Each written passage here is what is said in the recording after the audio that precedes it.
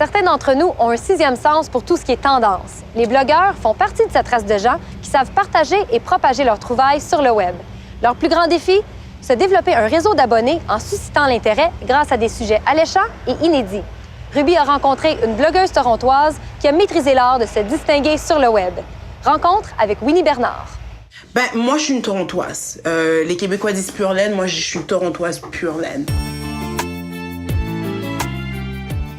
Cocoino, c'est un blog, ce qu'on appelle un lifestyle blog pour les femmes. Je dirais que c'est un blog pour les femmes de début de la vingtaine jusqu'à la quarantaine.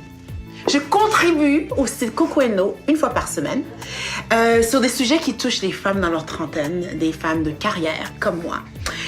C'est des sujets qui sont divers. Ça pourrait être sur la mode, la santé, les carrières, les relations entre hommes et femmes qui sont compliquées. Alors un jour, ma copine qui est Coco du Cocoino, je l'ai vue, on s'est rencontrés, je lui ai dit, tu sais quoi?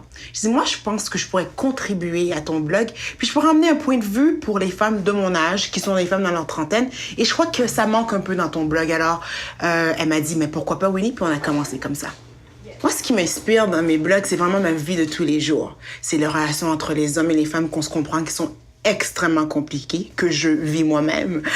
C'est la carrière, j'ai quand même 34 ans maintenant. Où je m'en vais avec ça? Où est-ce que je vais aller dans le futur? C'est la nutrition. Pourquoi mon derrière devient de plus en plus gros? Qu'est-ce que je peux faire pour bien m'alimenter, pour bien m'entraîner?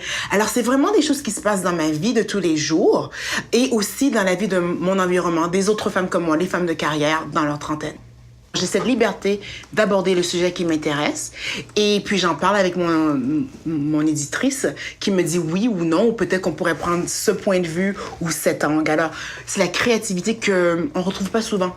Moi, tous les matins, je lis journal, je lis le Globe and Mail en ligne.